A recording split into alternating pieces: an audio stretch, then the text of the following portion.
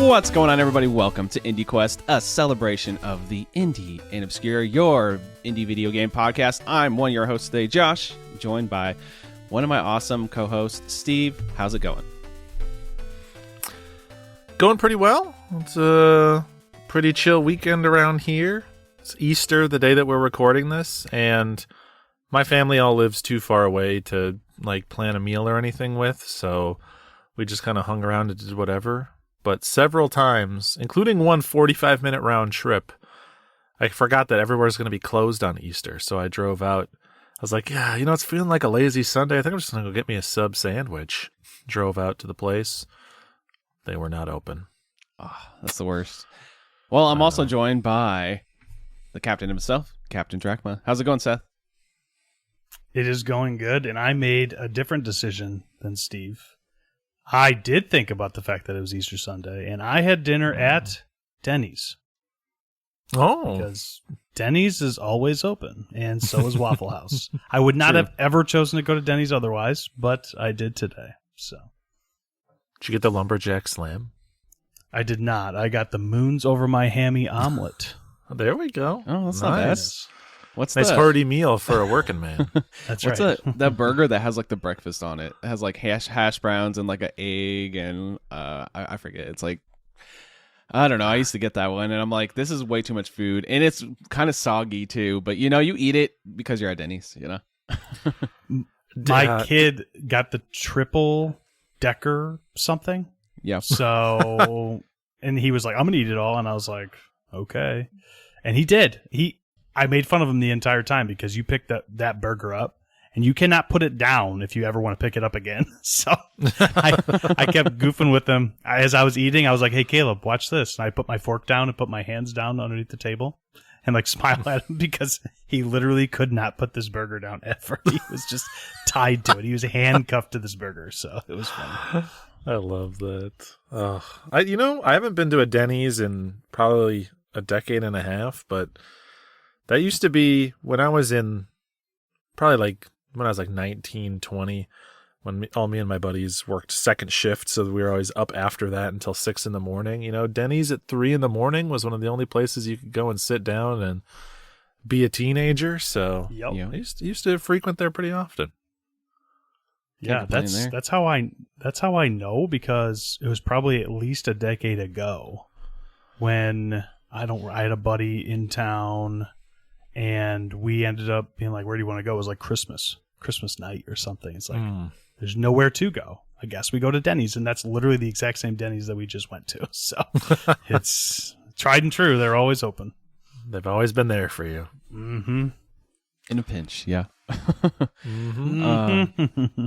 Yeah. I mean, nothing else is really going on for me today. I mean, I lost my job and got a new job within 4 days. That was a fun week. So I was telling you guys, it felt like it was a really long time since we recorded last because just so much stuff happened in such a small amount of time. But yeah, here I am. I'm employed again. So unemployed for a very short time, which is interesting for sure. That's nice. You started the new job, or do you start it tomorrow? I started Wednesday, so I've been working 3 days only. So yeah, nice. How was your first couple days? It was good. So I knew somebody from this company that I got let go from, so he referred me, and it was a really quick and smooth I applied to a bunch of other stuff, but I was just in case this one doesn't work out, I have some backups, but ended up having 10 backups because I applied to so many places. But the first one that I figured I would probably get worked out, and I started, and I'm training with the guy that referred me. So I know this guy. I've known him for 3 years. So yeah, it's been pretty chill. That's awesome, man. Yeah. Congrats. Always an exciting time. I like that new job energy. Yeah. Where you're in the training or whatever, and there's that brief window where you're getting paid what you'll be worth when you're actually working for the company, but you're not actually having to do that much because there's no expectation on you yet. It's a nice on-ramp. Yeah. I honestly, it's I probably should have made the change a long time ago, but I'm stubborn. I'm no, it's going to get better, and it never really did. So maybe it's a blessing in disguise at this point. So it's all good. Yeah, man. I'm happy to see you land in a better place. Yeah. Heck yeah. Well, we're here to talk about indie video games. We're gonna do our second opinions, and we're gonna do a few episodes ago, we assigned each other. So we did a round of this, like 6 months ago or something, where we all assigned each other games, where we assigned the other person games on a recent episode 3 or 4 episodes ago.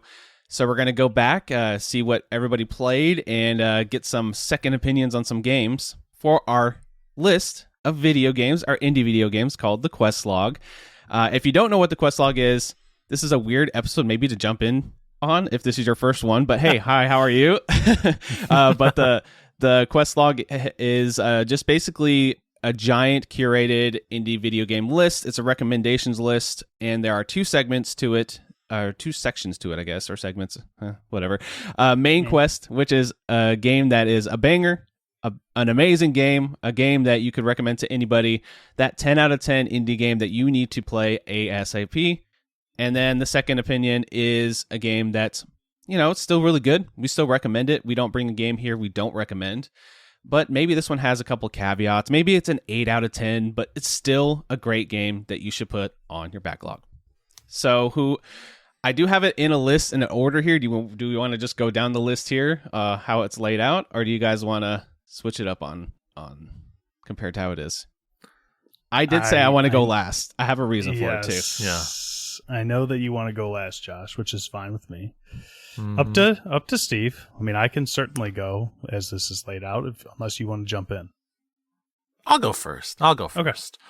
Because I don't know if either of you guys did this, but when we do these episodes, I like to go back and listen to the episode that the game I played was featured on, in part because after I kind of formulate my opinions, my notes, my feelings on the game, I like to go back and then refresh myself on what my co-hosts thought of the game as well.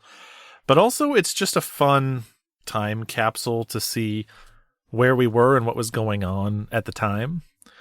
So, you can maybe work out what the game name is from the details I'm about to share, but I will just say that this game was featured on episode 87, no checking the quest log. And what I thought was interesting about this episode, first off, it was my first full Father's Day. We were talking Father's Day that day. And, it's funny, at the before we started recording the show here, Seth, you were saying that you're out doing some farming today. And actually, at the beginning of this episode, you were also out at the farm helping your dad with some hay bales. Funny. So nice. One of the few other times that it's come up. But we also had an opening segment there where it was just after Summer Games Fest 2024. And we were like, here's the games from Summer Games Fest 24 we're excited about. Here's some indies we are looking forward to in the future. So I thought it would be fun to hear what our picks were and where those games are today. My first 2, pretty straightforward. First one, Neva, which I've since played and enjoyed. Great game. Second one, this was a fun one to go back and listen to. I brought Wanderstop, which was the first time I had ever heard of Wanderstop before.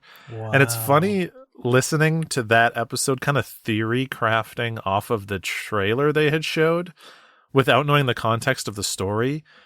I was convinced that Wanderstop was going to be like a rug pull, like an Inscryption style game. I was fully convinced that they were going to pull some fourth wall stuff, but it's funny you say that because I think I remember that because it had like some spooky undertones, if I remember right. And because the trailer was like 95% just day in the life farming sim, and then the last 5% was the main character like having an internal struggle and being like, no, I am content to farm. I'm happy here. I'm relaxing. And having played the game now, we'd have a much better framework for like her whole struggle is that her identity is wrapped up in being a strong fighter and she's being kind of forced to relax. Mm-hmm. But at that point, I was reading it as like a little more sinister, a little more like shadow form energy, a little bit of Marowak before you have the Sylph scope sort of vibe. Yes, there you go. Yes.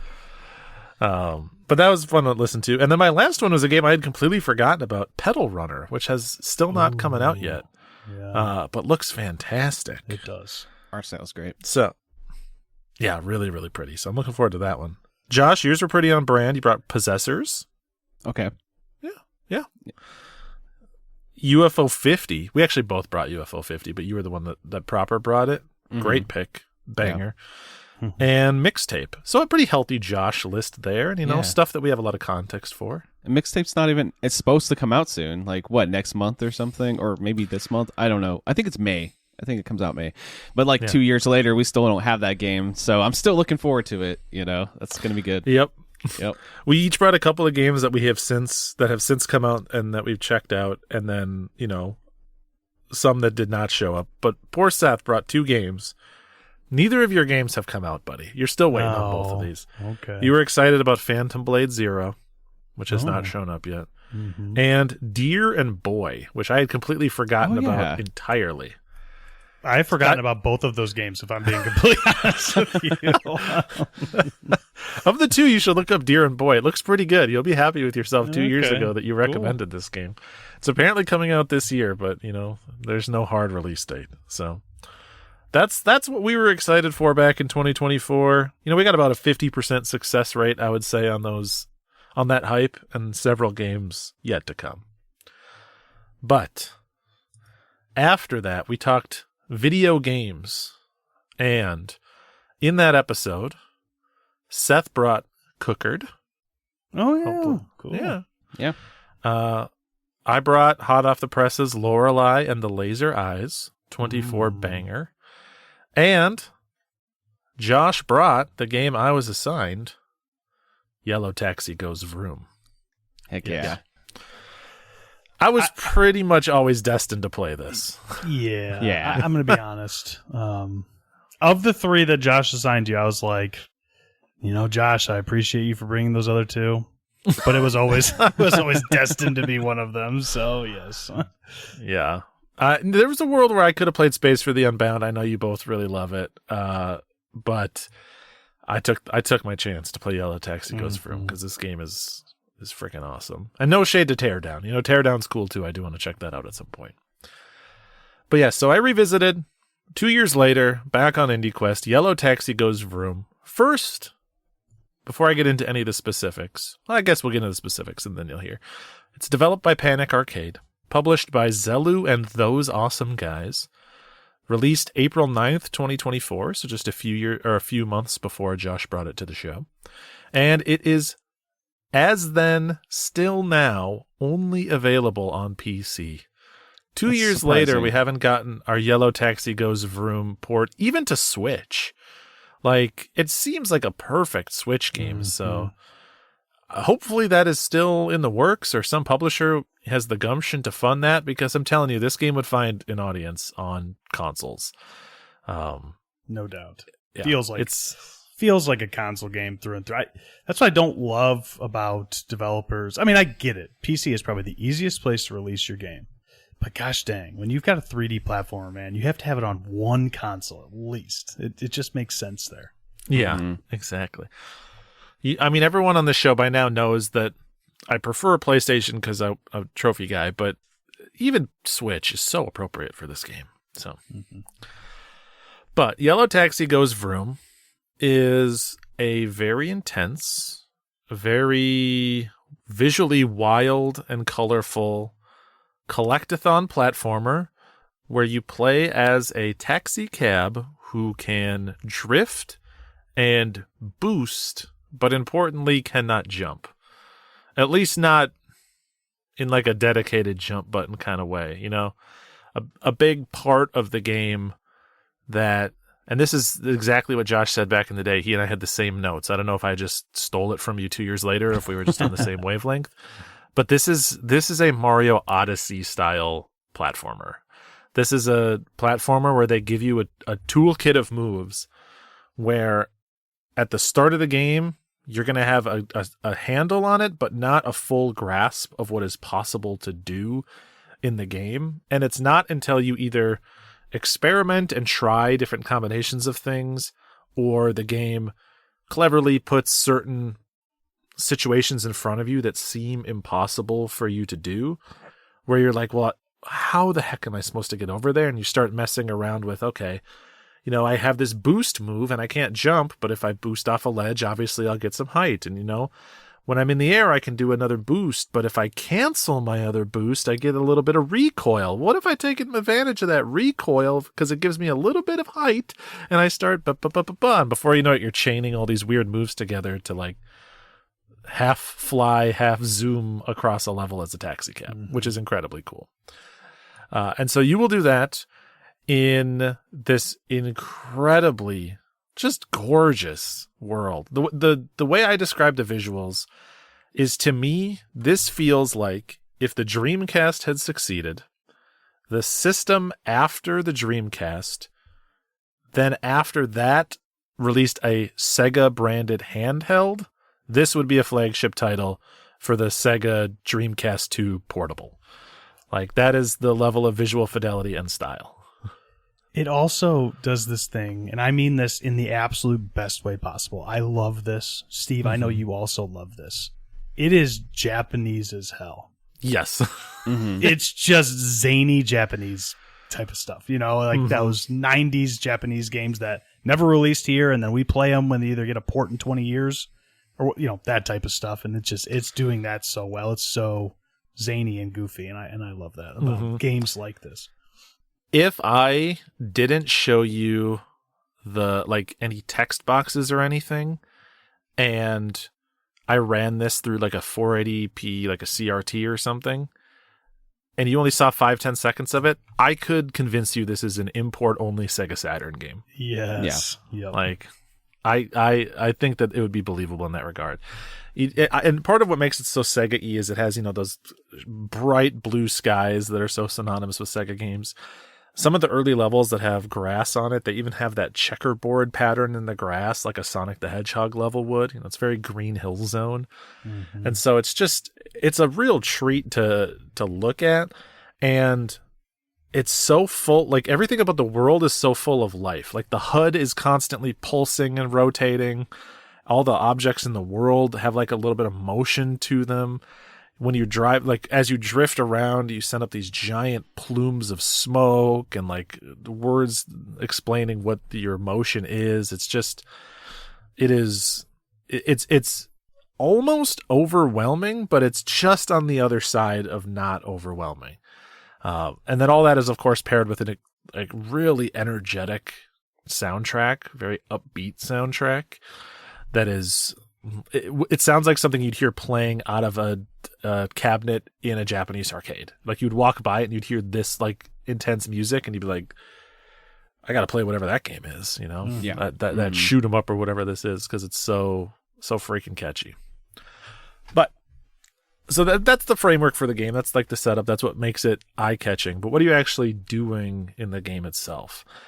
It is a collectathon platformer, but it's sort of split into two different modes. There are levels that are open collection themed levels. The objects in this game is gears. These green colorful spinning gears. There's usually like 5 to 20 or so in a level, depending on the size of a level. And some of them will be hidden very obviously. Some of them will be hidden way out of the way. Some of them will be hidden in places that you would expect there to not be anything at all, like little Easter eggs, and instead they thought to put a gear there. And then sometimes you get them for little quests that you do, like someone will say like, "Oh, I need this or that," and they'll give you a gear when you do it. And then the other type of level is more akin to Crazy Taxi, where there'll be people dotted all over the level. You'll go over to them and they'll ask you to drive them somewhere. And when you drop them off, every now and again they'll give you a gear, or sometimes they'll give you coins. But those levels still do have some exploration aspect to them, but they're a little more focused on those traversal, the bringing people back and forth, the fairs.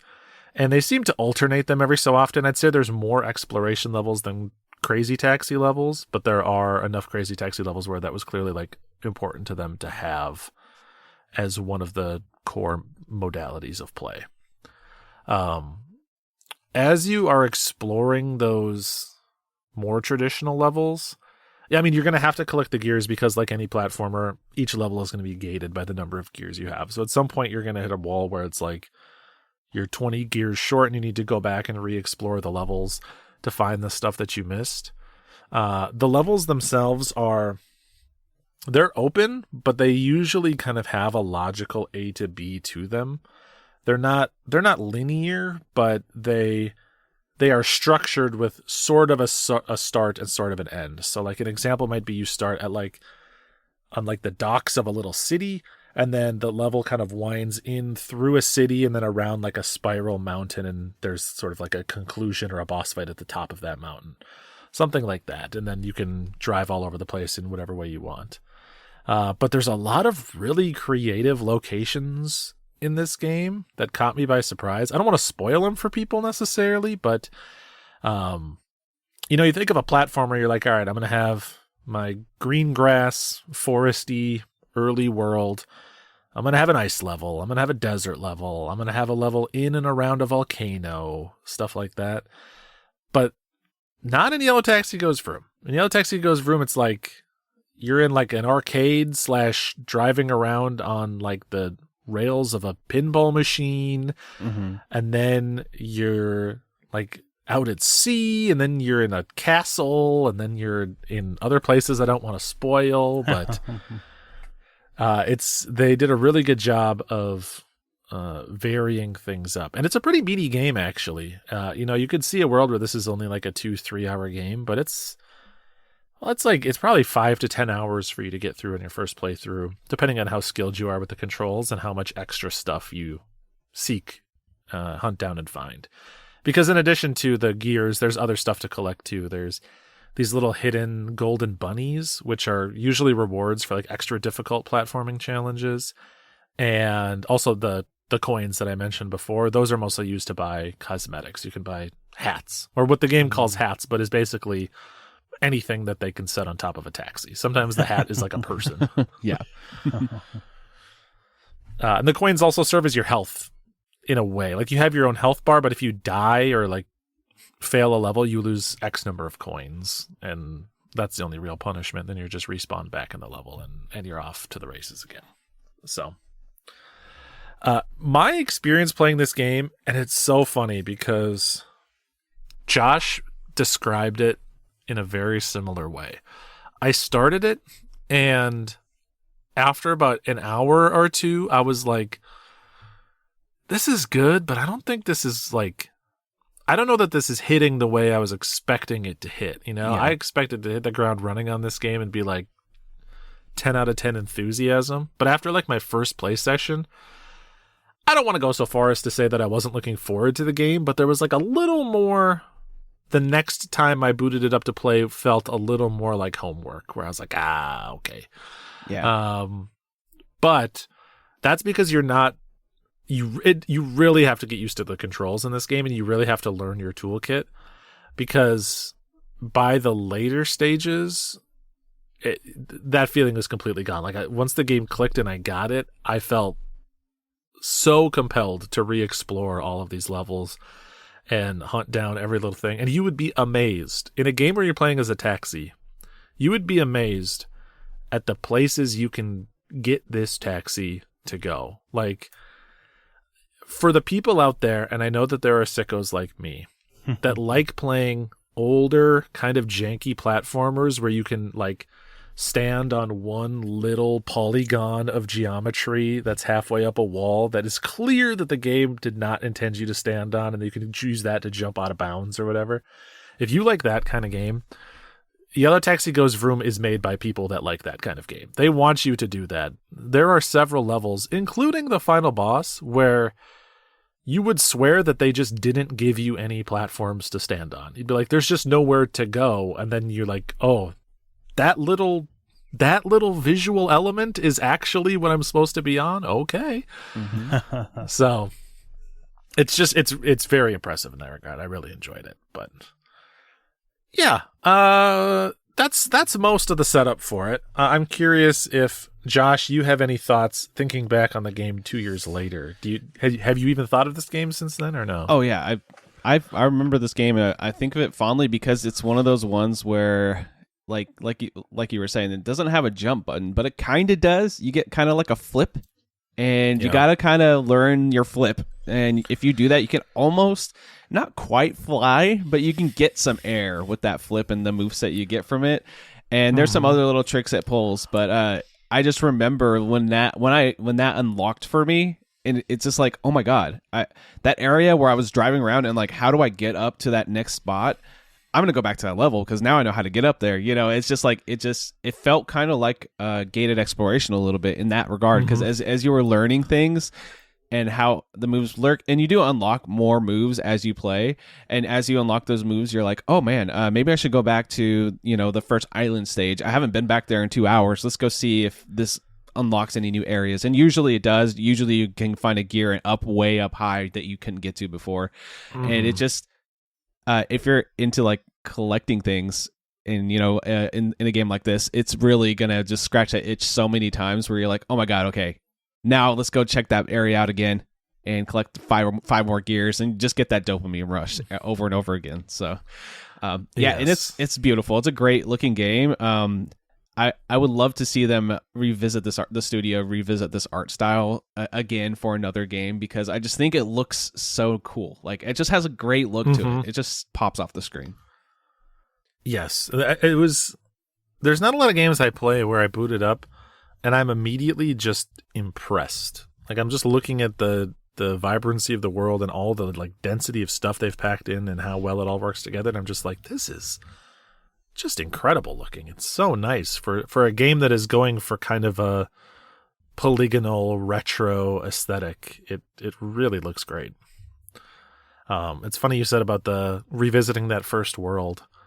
There's a section in the very first level you play that it's like these stone pillars out in the ocean, basically. Yep. And I could see right away the first time I played that level, there's like a little ramp, and I was like, okay, I see how I can like ramp off and land on those pillars. And I spent like a half an hour trying to get that to function, like trying to get myself to land on those pillars, and I could not do it. And so I gave up. I moved along, and I came back maybe 5 hours later or so and was able to like first try go ahead and get that. Like, yeah, because it's just, you just get used to it. But yeah, what do you think about the humor in the game? Because I know there's I think has a good sense of humor, but I found it a little corny. But maybe that's kind of what they were going for, like the Mario jokes and things like that. Yeah. Yeah, there's like a guy named Morio who looks a lot like Mario. I mean, it's fine. Usually in a game like this where they have a very particular sense of humor, my kind of reaction to it tends to be, I'm happy you're having fun. Yeah. It's maybe not my sense of humor, but I'm happy that for the person who does have the sense of humor, that this is landing and that you're having a good time. Like, even the ending has like, it's basically a big joke. I won't spoil it, but it's a joke about a certain thing, and I thought the level design in that area was very creative, though, and yes, it was. They do introduce some really cool elements there. But I was like, okay, the joke here is pretty dumb, but the levels are good, so that's all that matters, right? Yes, yeah, exactly. And it is the type of game where, with the text, I wasn't skipping through it. I don't know if you ever do this, but I was reading it at like the maximum speed I can read, which is to say I probably was not absorbing all the information. Yeah. So I was sort of just like clicking through the text boxes and like grabbing as much info from each as I could as I went through. Yeah, to get the context. You're like, I get the vibes of what's going on here. I don't care. I want to collect some gears, right? Pretty much. Yeah, exactly. It's not ultimately going to change anything about how I feel about this game, because if the game had literally no words at all, I would still think it's just as cool. Mm-hmm. Yeah, just a fantastic game. I said back in that episode that I wanted to see speedruns, and I didn't have a chance to look any up, but I plan on going to look some up here probably tomorrow to watch, because I think the speedruns of this game will be wild. They will just be no respect for the geometry or structure of the level, just zipping all over the place however they want to. Yeah, like I said, you don't really fly, but I bet they'll figure out a way to fly. A speedrunner in this game. Yeah. Yeah, exactly. And it's just a fast game in general too. Like the general movement speed is pretty quick. You whip around corners pretty fast. So even without a bunch of tricks, it just feels good to go quick in the game. Mm-hmm. But yeah, ultimately, that's where I landed on Yellow Taxi Goes Vroom. I had a great time. I like the difficulty curve. It actually got a little more difficult than I thought it would. It's not an easy game in the back half. You run into some tough levels, and you run into some levels where a missed jump can be like a pretty painful amount of progress loss. Like you're going to have to like get back on an elevator, ride it up to the top, and then like I know the stage do you're talking 6 about. jumps again. Yeah. Yep. Mm-hmm. There's a moment where you got to get a little precise, and like if you don't get like on a specific beam, you'll like just plummet down, and you're like, crap. All right, let's start over. Yep. It's not the best feeling, but yeah. It rewards you though, because like you get better at the movement. They're like, okay, well, let's make it a little more tricky. So I guess that's a good thing in hindsight. Right? Yeah, exactly. And they definitely push you to like get as much out of the controls as you possibly can. Like for as skilled as you want to be, there are pretty much always challenges to meet that skill level available in the game. And you don't have to do all of them, obviously. It's a collectathon game. You can get some X% of the collectibles and then just move on, but it's rewarding. So yeah, I think in the end, I'm very glad that you assigned me Yellow Taxi Goes Vroom. It would be an easy main quest for me. Okay, if it comes to consoles or if it comes to PlayStation, I will for sure replay this one again. And I'm just happy I had the opportunity to play it. Yeah. Hopefully it comes to PlayStation. You can get that platinum trophy. This game would be a really fun platinum, just to hunt everything down, all the little secrets, all the little golden bunnies, and all that stuff. I think it would take a long time too. I didn't get nearly all the achievements on Steam, so there was a lot left for me to do in the game. So I hope I can. I would definitely do it, and I hope that the studio did well enough that we get a sequel to this game. I don't know. They did. Again, I haven't really heard any news about it. Oh, is that the same folks? Is that how you learned about Clover Pit? Yeah, that's how I found out about Clover Pit. It's the same studio. So I know Clover Pit did really well. So maybe they'll be like, okay, let's go back and make a Yellow Taxi Goes Vroom 2. Yellow Taxi Goes Tomb. Oh, I don't know. Yellow Taxi Goes Tomb. Yeah, that. It's almost unfortunate because Clover Pit was so much more successful than it's like, oh, did they forget about the Yellow Taxi? I hope not, because that game rules. Like I really like you.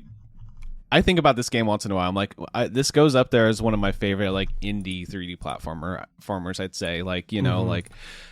It takes a lot for those to hit for me. Like it just some of them just really don't vibe with me, and then this one just really did, and I'm glad it did for you too. I thought you'd like it, but I was in the back of my mind, I was like, there's an off chance that he wouldn't because of the moveset, but seems like you got it and you loved it, so that's awesome. Yeah, great time. Thanks for putting it on the list, and happy that I was able to play it. Yellow Taxi Goes Vroom main quest. Heck yeah. I suppose that will lead into my second opinion, because Josh specifically told us in a chat that he wants to go last, which is so interesting. I'm so excited to hear what Josh played, because I'm looking at the 3 games that I assigned Josh. Like, which one needs to go last? I don't know, but we'll see. That does lead to me, and I'll set it up a little bit. I was assigned 3 games by Steve. Those 3 being Panzer, Paladin, Hyperlight Drifter, and Braid. And the loose grouping, I suppose, that these 3 place themselves into is that they were all 3 brought prior to me being on the show, which is interesting. I've never played any of the 3, obviously. I have had Hyperlight Drifter sitting in my Steam library for a long time. And it has been a rainy day, up on the shelf type of game. So I booted up Hyperlight Drifter. Yes. But Oh no! don't get too excited yet, Steve. I played Hyperlight Drifter for about a half an hour, and just based on the way that sometimes you can be in a mood that's like, this isn't the game I want right this second. I know this game is excellent. Yeah. I need to be in the right headspace to appreciate it. So I put it back on the shelf for another rainy day, and I went and bought full pop, because this game that I brought is just a game that I know that I'm going to like. Doesn't matter what my mood is. Very possible it's not as good as Hyperlight Drifter, and we can get into that. But I went and bought Panzer Paladin. Yes. Nice. When I assigned you the 3, I would have put it at 70% odds that this is the one that you picked. It just seems really so on brand. Yeah. It is very cool. And we're going to get into some of the stuff right now. So in the past, when I've done second opinions, it ends up boiling down to being similar to how we do normal episodes for me. But I like to do like things that I really liked about it and things that I liked but maybe liked a little bit less, something like that. So we'll get into that in a moment after I kind of set the scene here. So I got to have some good fun. Steve got to go back into the 80s. I got to go back to episode 3 for this one. Oh, nice. You guys were different men back then. I have to tell you. Damning for any new listeners that start from the beginning of the show. Yeah, because it gets better. Please carry on. It gets better. if anybody hasn't done that, and they're starting with this episode or started a few episodes ago, and they're like, "Oh, I'll go back and check out episode 3 to see Panzer Paladin." I wasn't on the episode, first of all, but second of all, our two boys, man, they were just getting their feet wet in the podcasting world. And I will say, you guys were still good. You were excellent podcasters, but you could tell how much more you attempted to be structured in such a way, right? Back then that we don't really do now. We're more loose, but we're also just better at it, and that helps so much. It helps us seem like we're more free in what we're talking about versus let's just boom, boom, boom, bullet points, right? And so credit to you guys. It was still a very enjoyable listen, but I think that you both have gotten much better as podcasters since that time, I suppose. All right. So, Panzer Paladin. Steve chatted quite a lot about this one, and it's interesting because I played through the whole game, did some notes, and then listened to what Steve had to say, and I think we lined up on a lot of opinions. Panzer Paladin came out in 2020. I think it was the same year that Episode 3 came out. It is developed by Tribute Games, which is interesting because Tribute Games went on to make TMNT Shredder's Revenge. Mm-hmm. Nice. Wild. Wow. Yeah. Did not know that playing through the entirety of Panzer Paladin until I ended up going and like checking out what else they'd done. I'm like, holy crap, they did Shredder's Revenge. Yeah, and I don't want to put words in your mouth about your feelings on Panzer Paladin, but I feel like a lot of that is that you look at Panzer Paladin, and whenever they were trying to figure out who are we going to give this IP to make this game, I don't know how it worked. Maybe the Tribute pitched it, but it was clear that they could be trusted with a kind of retro throwback IP like this based on the original work they did in Panzer Paladin. Agreed heavily, and we are going to get to that in just a moment. So back when Steve reviewed this game, I believe it was only on PC and Switch. I think that you said you played it on Switch at the time. Yes, I believe you are correct. And I don't think it was physical at all yet, but it is now. So if you want to Fizz-a-dish people, it's available out there. And it is on Xbox, and more importantly, PlayStation. Which is where I played it. And I'm just going to tell you, Steve, there's some pretty interesting and fun trophies to get in this game if you're looking to go back. I am, absolutely. You know, again, I don't want to give anything away about placement of this game. I will say I was a little bit more of a strict fella back then about my placement of games, and my fondness for this game has only grown with time. So, I am due for a replay, is what I'm saying. I don't know if this was back in the days where you guys both brought 2 games. I will be honest, Josh, I'm sorry, but I literally skimmed it until I found what Steve brought. Found Panzer Paladin just to listen to that. What episode was it? It said 3, right? Episode 3. I'll look it up. 3. Yeah. Steve did mention in his talking about Panzer Paladin that he also brought The Last Campfire to that series. I brought Emily is Away and then something else. You brought 2 story-focused games because I remember you saying, another story-focused game for your second one. But a normal loss? No, I don't even see it. Before I Forget is the other one that you brought. Before I Forget? Josh. Okay, gotcha. There you go. So, and I actually played The Last Campfire last year. Steve, you put that on the main quest. And I would agree there, too. This isn't about The Last Campfire, but very, very cool puzzler. So go check that out if people haven't. But back to Panzer Paladin. It is a side-scrolling action platformer with mech mechanics, I suppose. It is a big old robot game. And if you're into that, you know who you are if you're into that. And let me just say, I am very into that. I love Gundam. I love Gundam. So when you get to play, especially when it's not just a Gundam game where you're like, I'm in a Gundam and I'm fighting other Gundam or other, Zakutus or whatever, like things from the series. When you're like just getting to play a cool side scroller, yes, give me that all day. I want that. Yum, yum, yum in my tongue. Yep. I would also say it is a mix, and this is kind of funny because I wrote this in my notes. It is a mix of Mega Man, Blaster Master, and Zelda 2 with a little bit of OG Castlevania, especially at the end of the game. But then there's a Wikipedia on this game, probably because they did Shredder's Revenge, I would guess. I don't know that there was a Wikipedia before that.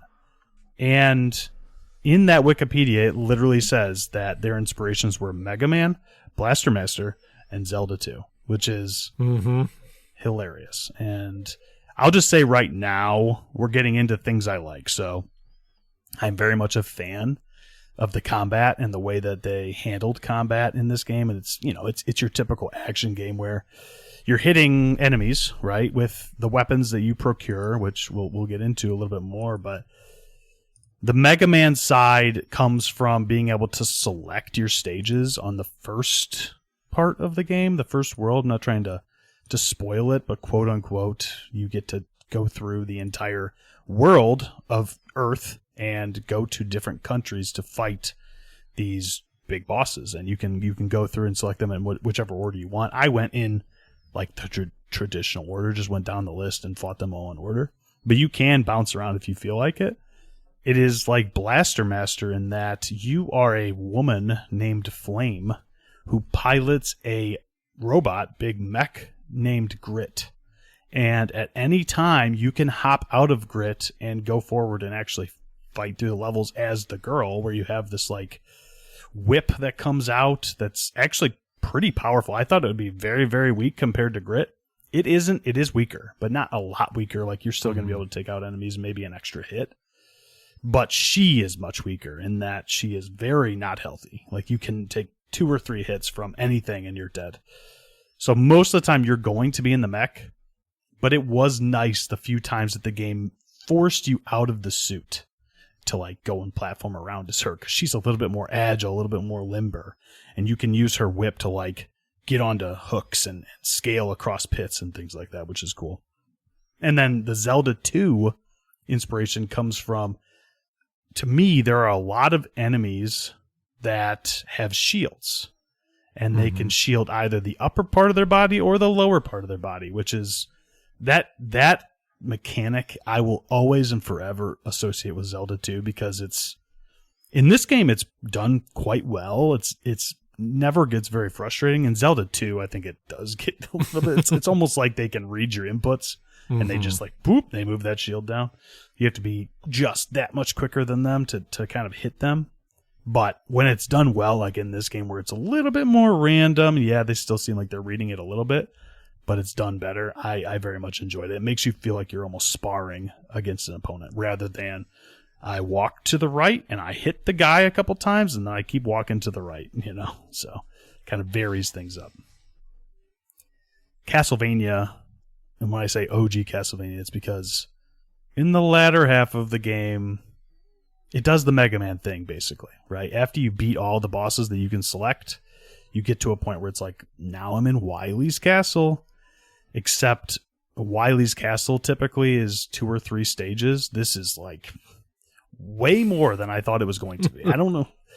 Probably twice as many as that, honestly. Like, there were quite a few stages. I was like, wow, there really is another one. I kept thinking, this has got to be the final boss. Nope. Got to be the final boss. Nope.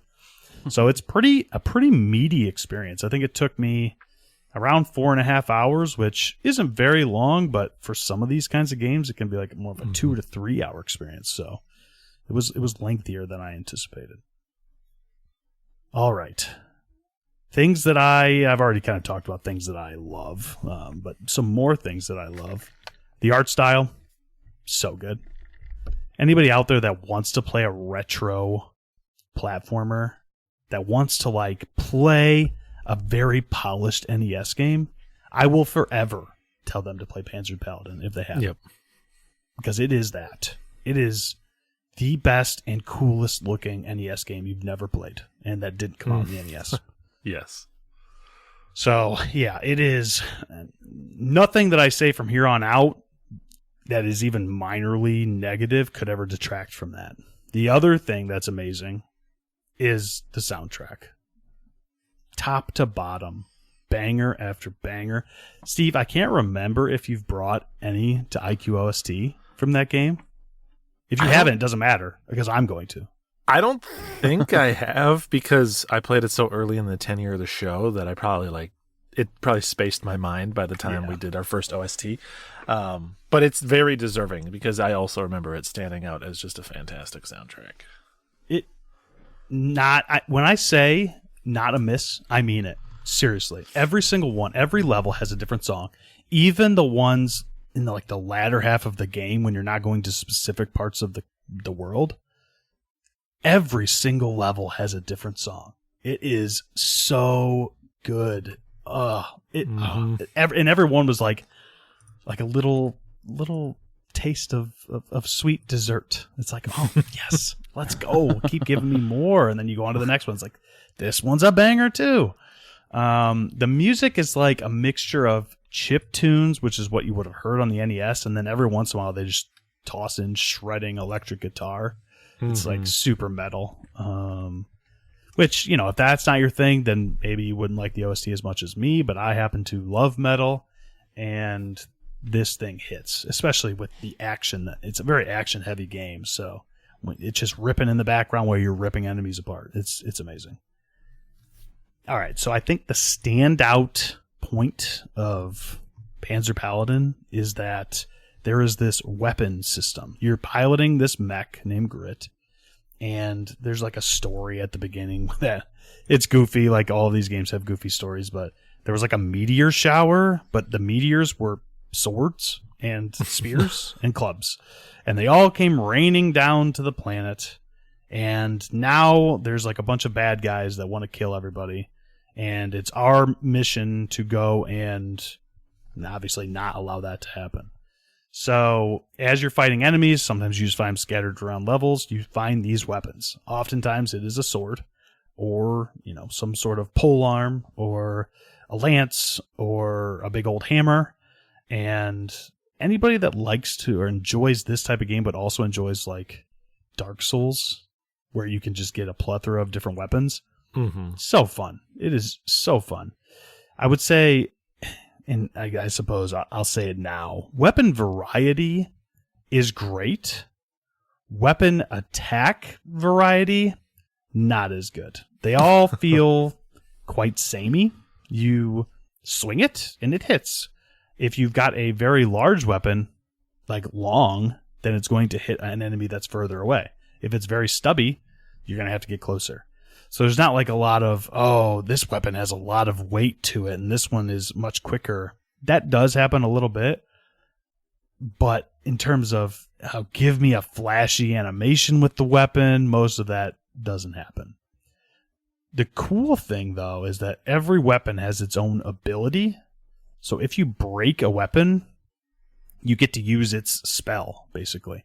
I should say before that, every weapon also has durability, and if you're not into durability, some people aren't, you are cycling through weapons quite often and like using them until they have their own health bar, and when their health bar is dead, you would do better to break them rather than let them break on their own, so you can get their ability out and use that on your enemy. Or like some of them are just straight passive buffs where you're like defense up or attack up or durability for your next weapon up, which is great. I love all that stuff.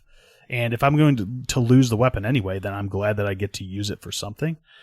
They also stem into like small heal, medium heal, large heal, full heal. Yeah. So it almost feels a little bit, you don't really level, but it crosses into that realm where it almost feels a little RPG-y in that way. Yeah. Because you have to you're kind of managing your equipment, and they all have their own stats. And when you go to your pause menu, there's like a bunch of stats that you can look at for all of your equipment, which is super cool. At first, it's a little overwhelming, but as you play the game, it isn't at all. You kind of figure it out quickly. The other thing that happens when you have a whole bunch of weapons, you can pick up literally every weapon, and it will never tell you don't pick that weapon up or you're too over encumbered or anything like that. You can literally have 40 swords sitting in your inventory and cycle through them. The only thing the bad thing that happens when you do that is that there's I can't remember exactly what they call it, but a number goes up, and as that number goes up with the more equipment that you have, you start to get in like more dangerous levels, which allows enemies to become stronger, I think is basically the premise. Or you have a higher amount of enemies. I think that is kind of the game's way to adjust the difficulty curve like as you play. Because if you're not a very good player and you have no weapons, then they're not going to just throw the same amount of enemies at you as a person who maybe was playing better and has a whole bunch of weapons stockpiled. I will say, if you're into this, I am into this. You can absolutely just bust bosses with your weapons because you can attack up. You can use the thunder spell, which is literally like a screen nuke. You can decimate bosses if you just cycle through your weapons and break a whole bunch of them. You basically just destroy them before they can do anything, which is so satisfying. It feels like when you're playing Mega Man and you have the boss weakness and you just lock them down and they're just dead in 4 seconds. That's awesome. It feels good to be able to exploit that type of thing. The dual fighting style is very cool. The fact that you can go in mech and out of mech. I feel like I wish there was more out of mech stages, but as you get to the latter part of the game, it does force you out of the mech, and you have to actually go as Flame through longer sections. So you actually have to, you're squishy, it's a little bit more precarious, but it's fun playing as her because she's small and she's kind of like light and moves quicker. And that's a style of play that I wish they had utilized more, but fortunately you do get more of that in the later part of the game. And technically you could do it earlier if you really wanted to. You could go through entire worlds as her. It's just a lot harder to do that, I suppose, if you want to challenge yourself. I'm actually 100% positive there's a trophy for completing a stage as her exclusively, never using your mech. So that's the type of thing that they're kind of asking for in those trophies, and there's other things, of course, too. Different challenge, like way to challenge yourself, restrict yourself, without just staying in your mech and doing the same thing all the time. Another part of this game that's cool is there are checkpoints. 2 checkpoints in every single level that you actually have to stab. You basically sacrifice a weapon. You stab a sword into, or whatever weapon, into a block. It almost looks like King Arthur's stone. And when you do that, you have enabled that checkpoint. If you, for whatever reason, really can't afford to lose a weapon there, you don't have to, but then you don't get your checkpoint.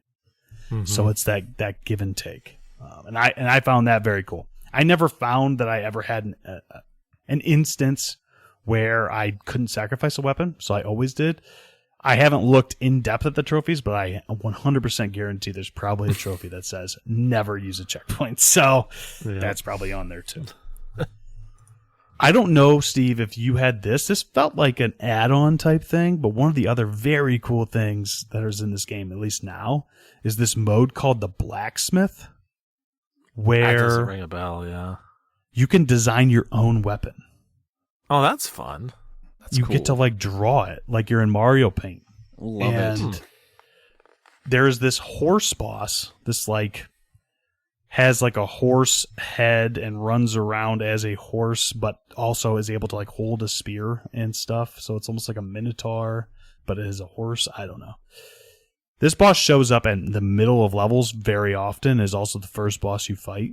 When you defeat that boss, it will give you weapons that other players have created, which is so epic.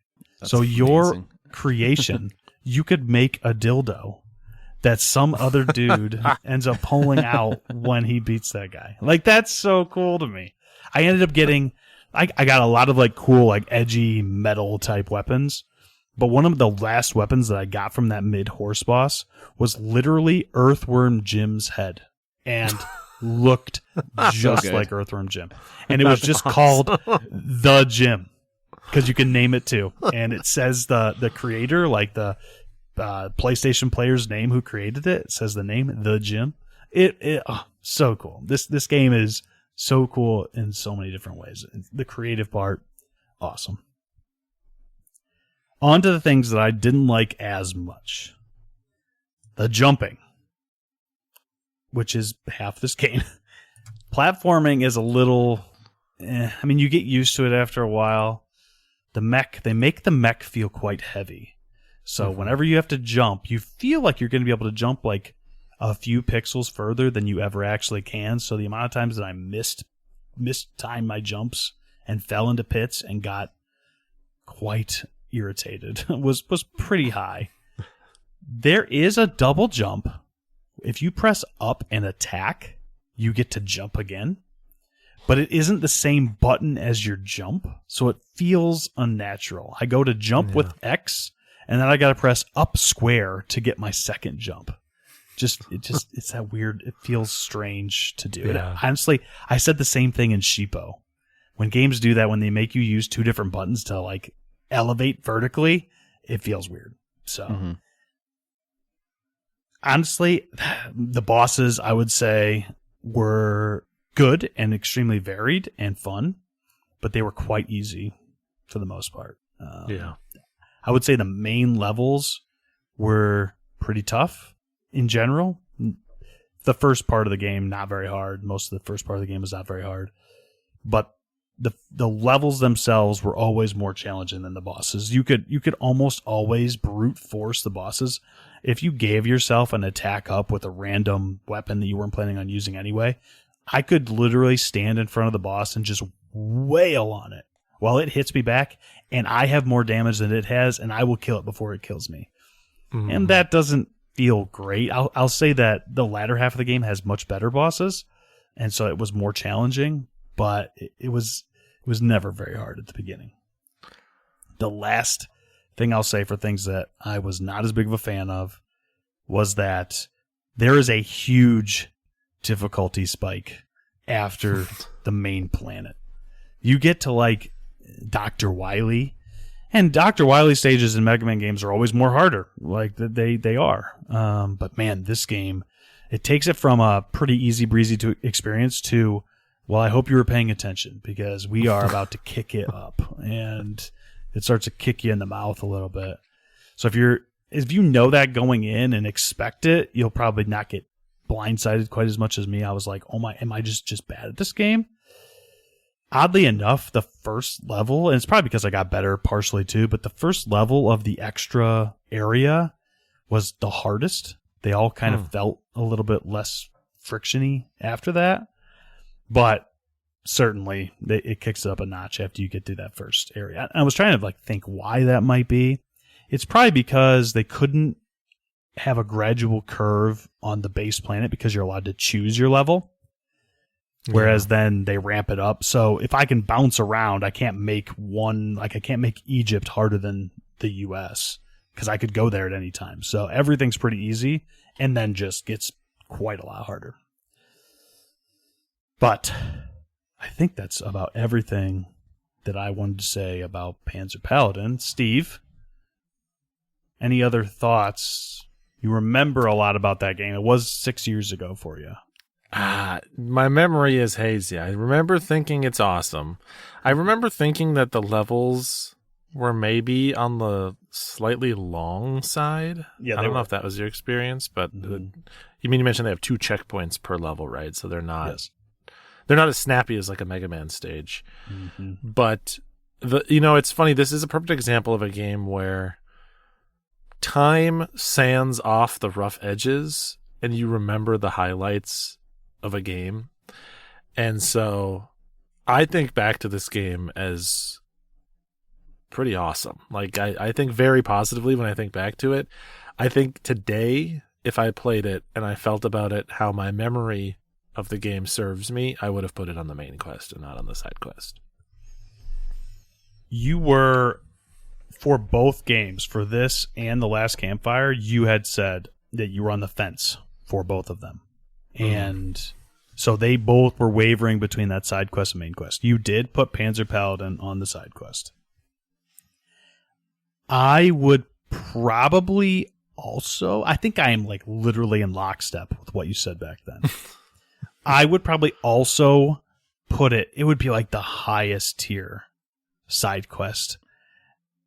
Fortunately, I don't have to place it because it's already on there. So it was easy enough for me just to agree. If I had to place it, it would be a lot harder. Like, I'm okay with agreeing with what Steve said in 2020, but I could also very much see a world where I would put it on the main quest if I had no other opinion to like bounce off of, right? Yeah. The platforming would be the one detraction for me. It's a platformer that gets a little annoying in how it platforms. You figure it out after a while. Well, okay, well then let me ask you this, not to make this The Last Campfire's star of the show, but you've now played both of the games that I brought on that episode. Which game do you like more, The Last Campfire or Panzer Paladin? Interesting question. Panzer Paladin is probably more my kind of game. Last Campfire is a top-down puzzler. Very you two. Like, yeah, I played it too. I think I did a second opinion on that one. Pretty sure. Didn't I? Yeah, okay. Did you? Yeah. Okay. Yeah. So, it's good. It is good. I still feel like I like Last Campfire more. Okay, then 2020 Steve was correct, my unbroken streak of perfect opinions continues. I do think they're quite close, but I think the only thing outside of the platforming that holds Panzer Paladin back is it's kind of, I think it's extremely unique and does a lot of cool things, but it feels like an also ran in a lot of ways. It is just that retro game indie that we've seen literally a million times. We see it every day. One is releasing as we speak. So, they come and they go. I do think that this one sets itself apart. It isn't Shovel Knight, for sure. Definitely not Shovel Knight. But it is very good. It is bare minimum a high-end side quest, as Steve said back then. I will give that my seal of approval. And if I had to think harder on it, I may very well put it on the main quest. It is really good. And honestly, it's quite possible that the PlayStation version has smoothed out some rough edges, potentially, that the PC version had, because I looked at the Steam review for it, and it's still in like the 70-something%, which does not seem right at all to me. It's a thumbs up, thumbs down review on Steam, which generally favors, like, you're going to have like a 90% game might be like a 7.5 on IGN or something. Yeah. So I don't understand how this is a 70-something on Steam. It doesn't make any sense, unless there was some stuff that was more finicky when it first released that I am unaware of. I mean, yes, the platforming is sort of annoying, but I would certainly not thumbs down this game for the platforming. It is so good outside of a few little things. So, well, then, that's Panzer Paladin. Yeah. 6 years from now, we'll ask you what you think of it, and by then, you'll have forgotten what the jump feels like, but you'll remember how sick the game looks and the cool cutscenes and the great soundtrack, and you'd be like, yeah, I probably should have main quested that one. does have such cool. I didn't even mention that the cutscenes in that game so good. So Yes. Stories of Soul, the gun dog, like I love that stuff, man. Like give me a cool mech battle anime cutscene. Yeah, it's love like it. Sega CD energy almost Yes. to it. Yeah, dude. Yes. Yes. So good. Oh yeah. Nice. Well, I guess that leaves me, and I wanted to go last. I do have a reason for it, but we'll get to that. Let's see if you guys can guess what the game is without looking at the quest log. You guys have been looking at it this whole episode, but the games that Seth gave me 3 choices. We'll start there. It was Smushi Come Home, Haiku the Robot, or Bear's Restaurant. The games that were brought in the episode, I brought Ape Out, and Steve brought Ord to the show. So it's been a while. Yeah, it's been a while. Based on that, yeah. I am 100% guessing it's Bear's Restaurant because yeah, it is. that was a long time ago. Yeah, okay, that makes You're sense. like, your eyes got big. You're like, oh yeah, okay, yeah, that's a long time ago. Yeah, okay. So yeah, I played Bear's Restaurant. That's the game I'm bringing today. So I'll go ahead and bold it in our doc here. But Bear's Restaurant. This is a really cozy game with some dark subject matter, I'll say. Yeah, it presents cozy, and then it's like it's like what Steve was thinking about Wonder Stop a couple of years ago, except for it actually does that. Yes. Yeah. So the main premise of the game is you play as a little cat. You work at this restaurant, which is Bear's Restaurant, the title of the game. And you are basically in the afterlife giving people their last meals to kind of send them on their way to heaven or hell. Basically, you're kind of like in limbo area. It's very much to the Moon style. It looks like, I don't know if it's RPG Maker, but it has that energy and look to it. It plays very much like an RPG Maker game. It's a top-down RPG game. And has very cute pixel art, very cozy looking. The music's very cozy as well.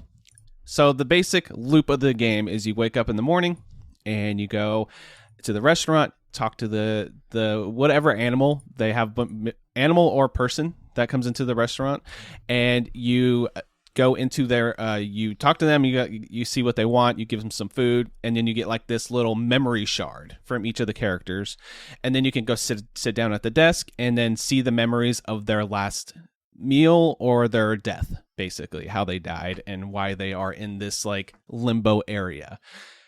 The gameplay kind of plays out that way, and there is a story about love and loss and hope and death, and it gets very, very dark. This one's hard to talk about without spoilers. I was just thinking about that a little while ago.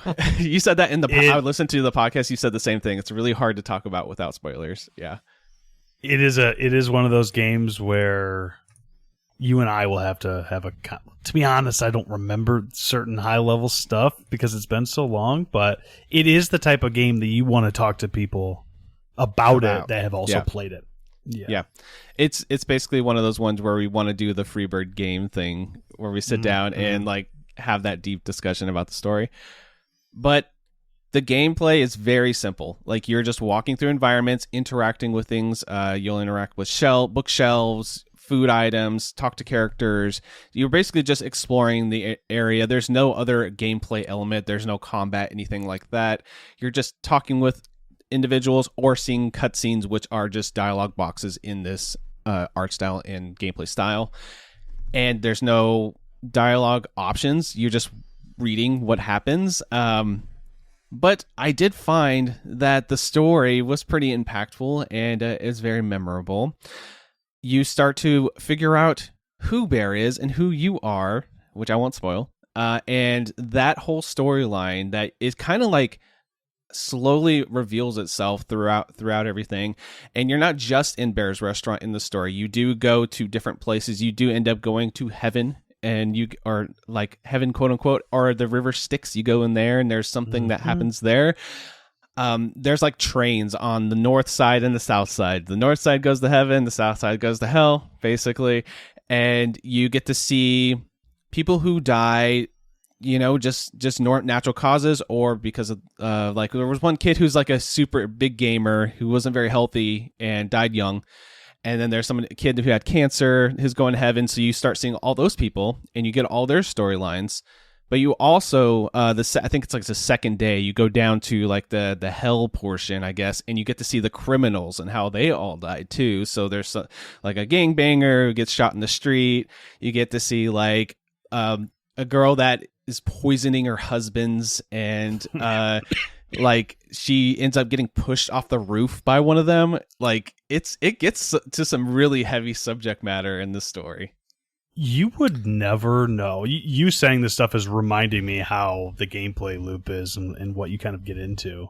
You would never know watching most of the screenshots or looking at them or watching a trailer exactly how this game is going to go. It gets, when you go into these people's memories, it gets heavy real quick. It starts out kind of light and then gets like, holy crap, this is not a cartoony little game. Like, this is serious. It's wild because the tags on Steam don't give any of that away either. It's like story rich, indie RPG, cute, cats. That's all they tell you. You do not want to let your 10-year-old play this game. I will say, you're like, Mom, there's just I feel like I remember a train scene. Is there a train scene where somebody jumps and there's like wild, a train scene man. where so basically there's like this in between, like I guess demon. She's a demon. I think she reveals that she's a demon later on. Not spoiling much for the story, but she has to get rid of like this spirit that doesn't even deserve. So like the whole loop of like going to hell and stuff in like this universe is you go to hell and then you can go through the river Styx and then you can prove yourself to be a good soul, and then you can be reincarnated later on. Obviously you'll forget everything when you get reincarnated, but that's kind of the whole premise. But there are some souls that are so evil, so malevolent, that there's this demon that goes out and kills them in the afterlife in hell. So that's the scene you're talking about on the train, and it's very, very dark. Like when you start going through that train, because you go to that train, you do go to the river Styx to go to hell, and there's a whole storyline related to that. You go on this train and you're seeing all the criminals, like histories. Some of them were in the wrong place at the wrong time. Of course, they probably hurt people and did wrong things in their lives, but some are less evil than others. And there's some people that were just like super evil people that didn't care about anybody but themselves, you know, like the lady that was poisoning rich husbands and taking all their money, you know, like there's no redeeming that, you know. So no, right. I will say the thing I liked about the game, I'll start there like you did for like you both did, is I really like I like the art and I like the music. The music's very great. It's very soothing, even when it's like the saddest, like craziest storyline. It's like so soothing and calming. The whole game just has that package. I really like the OST. It's very really well done. It's not like chiptune-y. It's more like just kind of like light piano. You get some strings in there occasionally. It just really just relaxes you as you're reading the story. And then you also, I just like the story lines that they come up with. There's like you kind of get a little snippet of all these characters. You kind of get to meet, like I think it's like a dozen characters or so, and maybe a little bit more, honestly. And as you're meeting all these characters, you know, you kind of like can relate to them a little bit. And it's really feels like this person came up with a bunch of scenarios and executed mostly, for the most part, all the stories were good. So I will say the negatives for the game is I can tell it is a translated game. There are occasionally some things that did not sound like a native English speaker would write it that way. And it did take me out of it a couple of times where I'm like, okay, I don't think anybody would say that ever. It sounds a little stilted, but yes, I kind of relate it to more like this is kind of like a old school like Final Fantasy or something where like, okay, maybe that paragraph was kind of weirdly worded, but I know what they're trying to get across, so it didn't really hinder it too much. I'm trying to think of, I guess to speak to that, and only because I've played other Odin Cat games, I think that Odin Cat has gotten quite a lot better about that, and Steve can weigh in. I don't remember, because you're right, Josh. I remember that being the case. I think this is a pretty early Odin Cat game. Yes, it might be their first game, honestly. Okay. Meg's Monster I don't remember having like any issues, but they've probably got a lot more people on their team now that can actually prove this stuff. Would be my guess. So yeah. But like I said, it didn't take away from the game. I didn't really know. So I listened to your episode. You did say it was dark subject matter. You were mentioning that you were surprised at the extent the storyline goes and things like that. And I was just as surprised even going in knowing that it was dark subject matter. Like they go there, and the whole storyline about you and Bear is just like so touching and beautiful. Like it was really well done. It's not one game that I'm sitting here crying, like sobbing, like onto the moon. But I was like, aw, like I was touched multiple times, you know. So that was good. I will say the getting around in the game is the only other complaint I have. It's like it's just a really, really slow pace walking cycle, and it's a really, really slow pace dialogue box. Everything's just a little slow, but it's only like a 3 or 4 hour game. So it's like that's almost like a nitpick at that point. You know what I mean? Right. It's a short game anyway. So yeah. It is a game.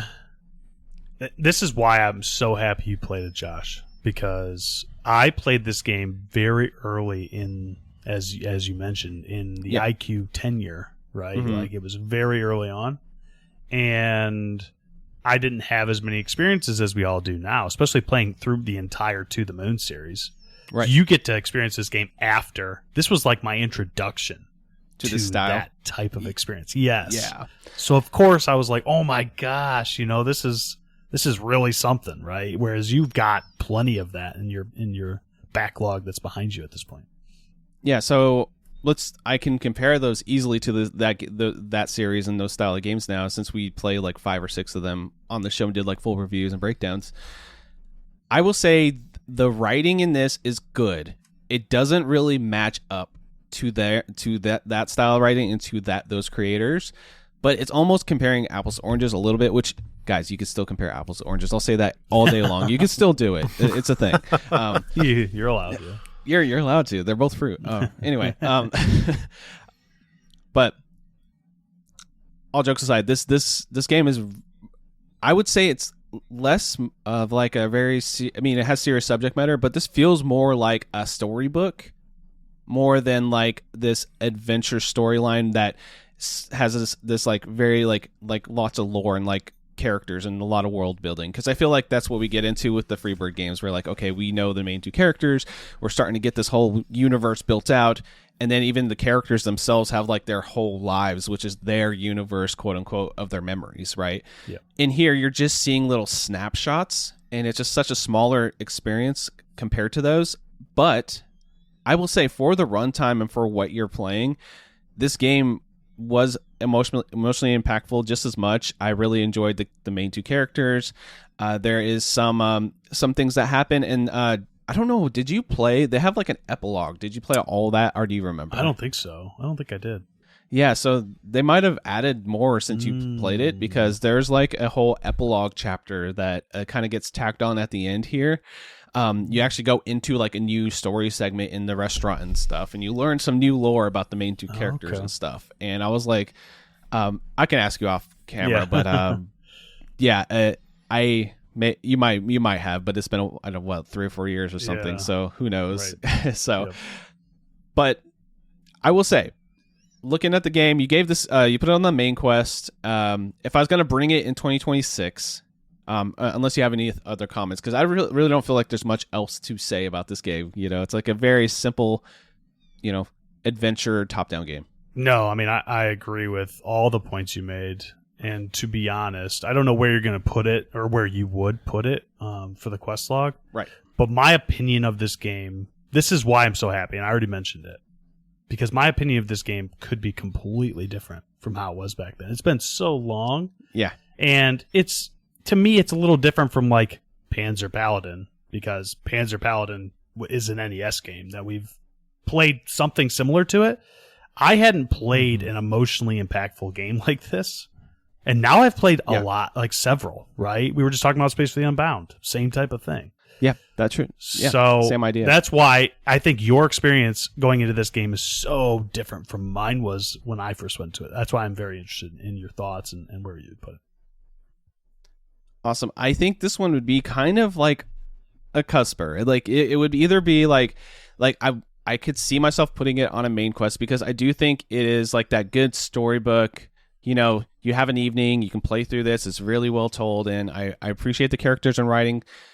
But also, I played better versions of this, so it's one of those where I'd be like, maybe it's a side quest. But I think if I went with my heart and gave it another like week or so before or whatever, I would probably stick it on the main quest with just a little bit of a caveat, knowing like, hey, those other games are a better version of this. If you're interested in the genre or the style of game, try this one first and then jump into the other ones, because I feel like this is a good like entry point into that style of game. I agree.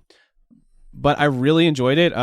Great selection. So yeah, I mean, I'm really happy I finally played it. It was well worth the few hours I put into it. So, I'm also very happy you played guys, it. Thank you. I am moving on to something else here because I wanted to go last for a reason. Oh, I played all 3 of these games. what? And you just I had a suspicion that this was the case because you were being a coy boy. I went back to the other second opinion games and played the other 2 games. wait a minute. Yep. I played the other 2 games Steve gave me from the other second opinion game.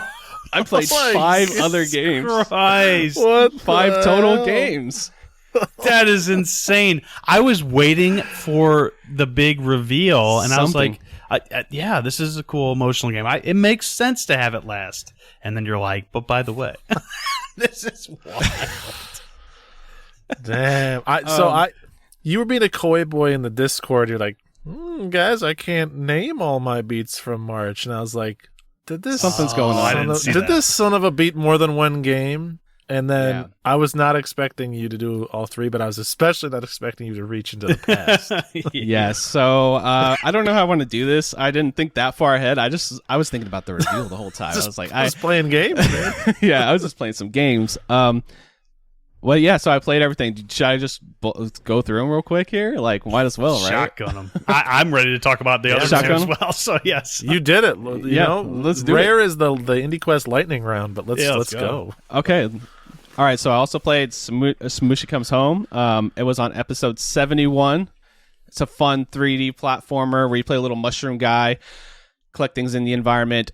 This one was pretty good. I had a great time with it. Like I said, I was focusing on the whole reveal here, but so the main loop is you're just kind of like exploring an area. You mostly have to unlock new zones to reach the next area, and by doing that, you have to collect things in the environment. It's very cute, very cozy. I enjoyed it, and I think I would agree with your main quest pick on that one. It was really well done for the short run time on that one. I have a question for you about that game specifically. Sure. And you may know where I'm going with this if you remember seeing this. I think it was Weedo, our buddy Weedo, that played this game. I could be wrong, but I'm pretty sure it was Weedo, said it was too chatty. And I don't remember it being overly chatty. Do you think it was also too chatty? I mean, it's not a long game. I think it's like 3 hours long. So, but it has dialogue and things. But to me, it didn't seem that bad. If you're going on Ruffy and the Riverside, as like chatty as like a 10, and then 1 is like I don't know, like Super Mario 64. This would be like a good solid 5. Like, it's not that bad. You know what I mean? Yeah. I was thinking, I was wasn't like, bad. Man, was there a lot more talking than I remember? I was like, yeah, but okay, that's good. Yeah, so in the game you have a little like paraglider. You can climb up things. And mostly it's just it's a really cute, really really chill, few hour just explore these few environments and just collect a bunch of stuff and make your way through the levels. And yeah, it's a solid game. I don't have any issues with it. Like, I can't think of any negative parts to it. I just sat down one evening and just had a really great time. Put a smile on my face the entire runtime there. So great game. You get some cool mushroom facts, which is fun. Gives you like mushroom Yeah, lore. it also Yeah. it has that, and then in the journal you can like pull it up and it tells you about the mushrooms. You have like a world map which has little things you can go find, and you get little. You get like a cutter tool. You can open up new areas, go into new like a cave area. Like it's very simple. Not much to harp on with that one, but super good. I agree with the main quest on that one. So also, I played Haiku the Robot. Okay, that game's a banger, man. That game fucking rules. Hell I yeah. love that game. Now I have to ask you before you even go into it, Josh. Would you, if I know this is so hard, it's so hard, but if you could, put yourself in a place where you haven't played Hollow Knight before, how would you feel about this game? Because I think that if somebody was like, oh man, Hollow Knight, I really want to get into it, but I don't want to play a 30-hour Metroidvania as my first like real dip, like I would always be like, go play Haiku the Robot then, because it's shorter. I think so too.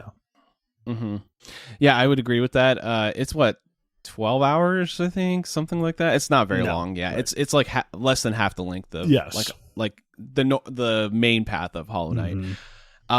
And the thing about it is it's a very easy game to get everything in and explore every area in. Like the map is very easy to open up. It's very easy to navigate and find everything. I didn't have to look anything up to like, oh, I'm lost. It's like, no, usually you can, there's a few areas I got a new power. I know where to go, like I need to go up here and check this out. I will say, dude, that last boss fight kicked my ass, though. It was tough. The last boss fight. So there's like 3 dudes. So this game is a Hollow Knight-esque Metroidvania where you are platforming with your little robot guy, collecting things in the environment, unlocking new areas, the normal Metroidvania fare. You also have basically like Hollow Knight, you got chips that you can install into your guy that gives you special abilities and things like that, and you can make your build differently. There are 3 main bosses, I think 3. Yep. And then at the end, you have to basically fight all 3 of them at the same time. Yeah. And that one is like so intense. It took me honestly probably took me the longest out of all the other bosses. All the other bosses, I'm like, okay, 4 or 5 tries at the most, and then this one was like 40 tries. Like I'm there for a couple hours, trying to beat my head against the wall getting that one done. But that's to get like the special ending anyway. But I kind of had to. Yeah. I already got that far. And it's one of those games where you start playing and you don't want to stop because the gameplay just feels so good. The moves you unlock feel really good. Yeah, that's a main quest with a bullet. The music's awesome too. It kicks so ass. Good. So good. Art style is so great. I would love them to continue with that series because like I'd play one of these every year. Like Absolutely. Put out a Haiku every year. I know that's hard to say, but if they put one of these out every year, I'd play it easily. The people who do this that come out with the hey, I also am doing a Hollow Knight like this year is Mio, right? And I'm not knocking that game. I've only put an hour into it. I need to go back and play it.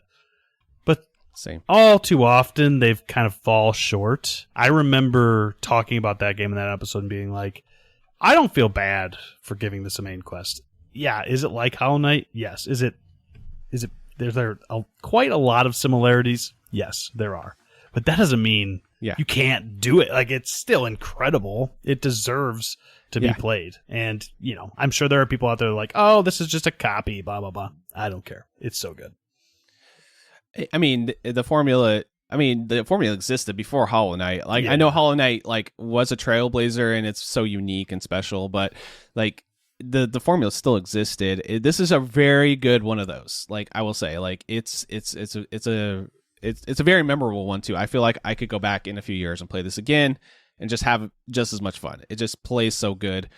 They've really got the controls down to where it's like I'm just a badass. Like I feel good when I'm playing this game, So 100%. That's what you want. Hell yeah. All right, and then I was like, okay, so I had a little bit of free time, obviously. Like I said at the top, I lost my job, so I was like, I'm off for a few days. Let's play some video games. Let's go back. Let's do some backlog diving. So back in August. What was it? August 13, 2025, we did the first one of these. So it's been a while. Was it really that long ago? Anyway, Yeah. It does. It feels like a long time ago. But anyway, the other two picks I didn't play from Steve was Pseudoregalia and Hyperlight Drifter. So when you said Hyperlight Drifter earlier today, I was trying not to make any facial expression. I'm like, I just got done playing that one. So, okay. Which one do you want to hear about first, Steve? Since we're doing this, let's do Hyperlight Drifter first. The pump is primed for that one. Okay. That game also rules. Okay. It's a top down. Yeah. It's a top down Death's Door like. Yes. Got areas. It's very. It reminded me of that game in a lot of respects because so you basically it's beautiful. It's a top down hack and slash adventure, Legend of Zelda adjacent style of game. You got this hub world with 4 cardinal directions: north, south, east, and west, and you kind of go one of the directions. They kind of lead you east with like this dog. He kind of runs off screen to the east, and you're exploring these areas, going down into caves, fighting a bunch of enemies with hack and slash combat to collect these 4 gems, and then you beat a boss that will raise like these pyres basically on all 4 cardinal directions to kind of go down to the core of this planet to beat the final boss basically. And each area is kind of themed and colored differently with different enemies inside of it. And as you're going through, you collect these like little, I guess they're like cells or like little chips, and you can level up your dude, get more powers. You can get like a super fast dodge that you can like. It kind of has like a rhythm game element to it where you can like tap to get like a lot of speed, and you can get like a roundabout slash. You can get like basically a dash slash and a bunch of other things. Level up your health regen module thing that you get, kind of like a Estus flask or something like that. And that's basically the whole like loop of the game. You go one direction, you start exploring. There's a million secrets everywhere. Like any wall could potentially have a secret behind it. It's like you kind of want to like walk up against edges just so you can find these secrets. And then even some of like the main collectibles like are in secret areas that you kind of have to just like find them, and that's a big factor in the game.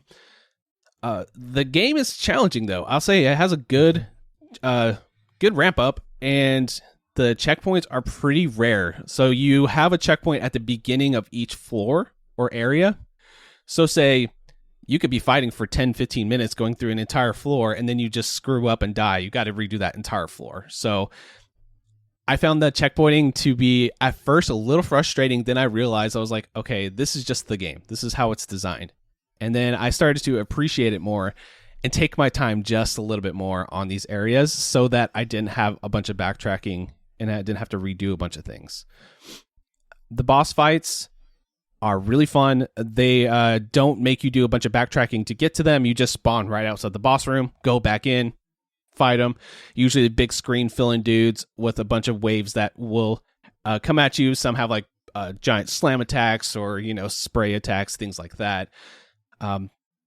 This game just rewards you for getting good at the combat, rewards you for exploring and being in that world. The music's great. The presentation's great.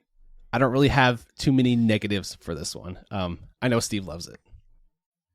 Yeah, I mean, the thing that sticks in my mind on this one always is just the world that you're exploring. I mean, it's such gorgeous, high-density pixel art, and it's got, for our friends out there that don't want any dialogue in their games, and I'm sympathetic to you, the Smushi haters of the world, Hyperlight Drifter is the game for you, because, I mean, it's just, you're just out there doing your thing, fighting amongst this, like, desolate ruins where there's old statuesque robots that have collapsed sometime in the distant past, and you get this sense as you wander around, like, the story here that you're experiencing is either the very tail end of a much larger story, or you're just experiencing your world on top of all the history of this place that has already happened. And I love that.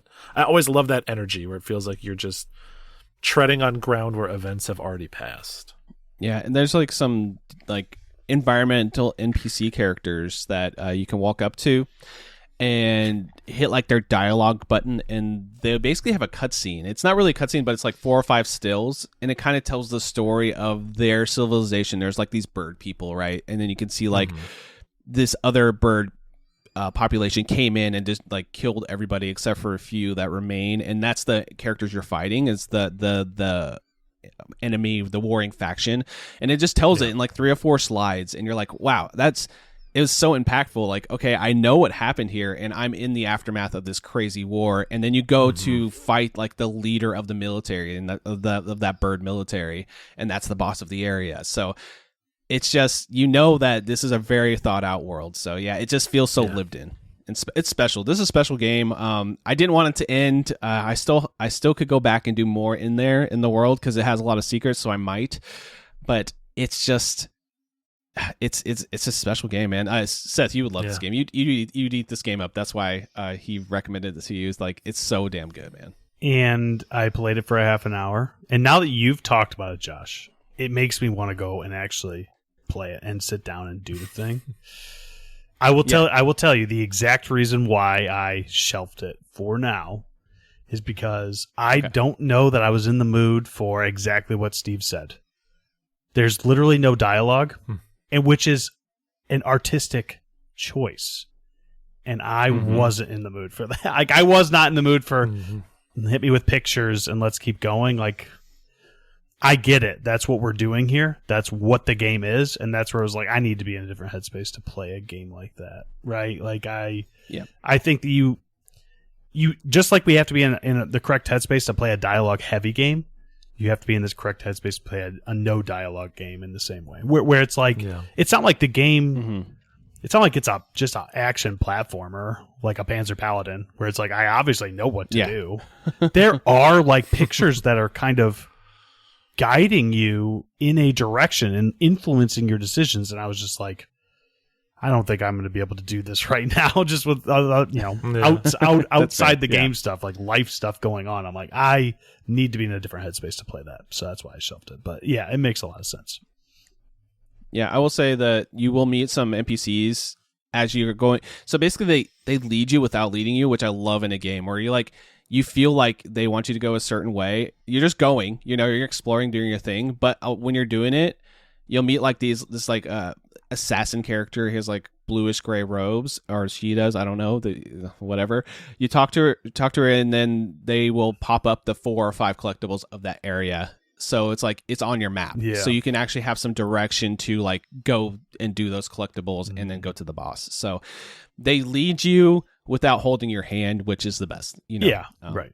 But so yeah, I have nothing but good things to say about this game. I just loved every minute of it. Once I started playing it, it was like 3 days. I was like, just like big long gameplay sessions. I just couldn't put it down. Just super addicting, very fun. I think the game, the difficulty ramps up well. It's not unfair. The last boss was challenging, but like doable. Like you just learn the patterns like any other game, and it's a banger, dude.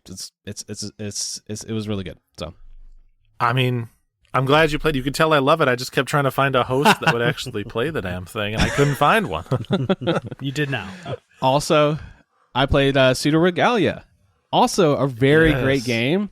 And I remember, Steve, you said they added a map, right? After you played it. What is life with the map like? I gotta know. This game. Honestly, the reason I love the game is because I could find my way around. I feel like if I didn't have that map, it would be a different story than what I'm saying now. But basically, it's when Steve brought it to the show, he liked it, but you put it on a side quest because there was like some rough edges to it. I think I don't remember exactly why. The map was the biggest contributor. I know that seems petty to people listening. I'm like, there wasn't a map button. Nah, but like.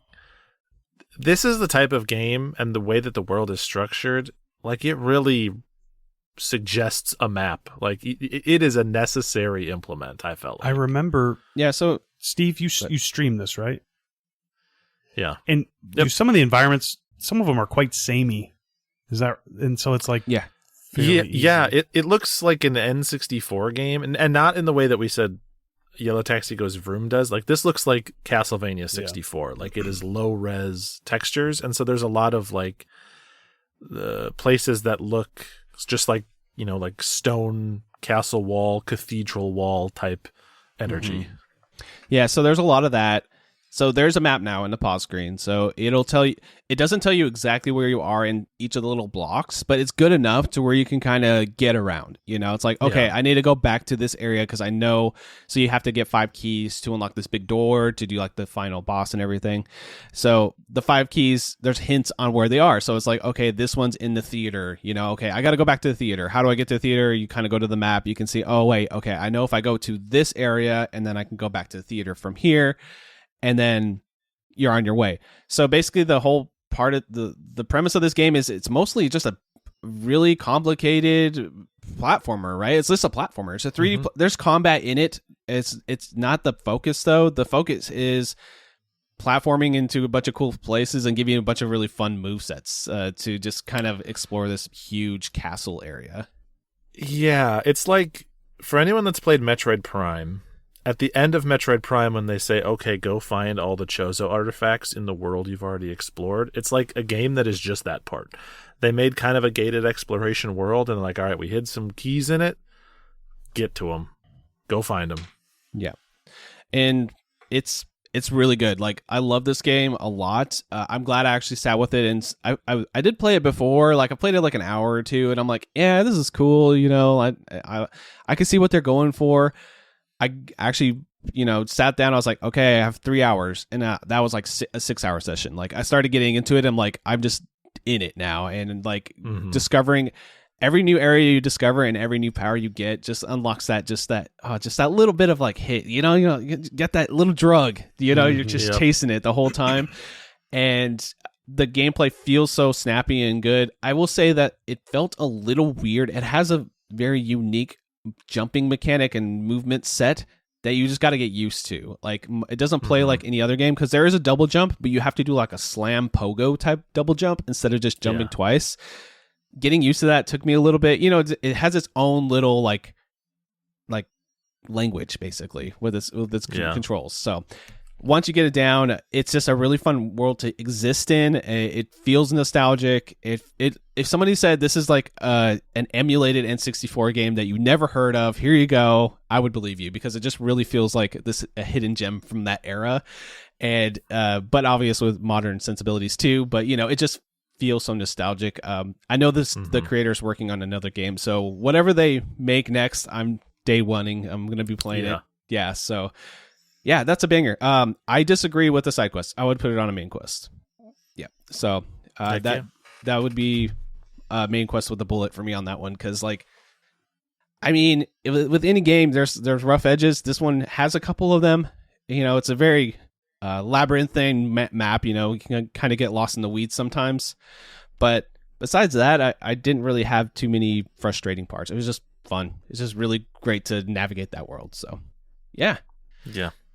It's also despite the fact that we're comparing it to an N64 game, it's a very unique game. There's really not any other games out there that look or feel or play exactly like Pseudoregalia. Yeah. So that was me. I played all those games. Also, by the way, I'm 10 hours into Inscryption too. So just so yeah, so I haven't beat a run in my little mitts, but I'm working my way through that one right now. 10 hours. That's some juice. Yeah. Have you seen almost some stuff? I've seen some stuff. There's like runs you do, right? I got to the last boss a few times, so I just haven't got. Oh, okay. I kind of suck at this game. Yeah, I kind of suck at the game. I know there's something after that, though. I know there's. Yeah, you're very close to a moment that literally made me drop what I was doing and get in the DMs and be like, Seth, it's time. Get in there.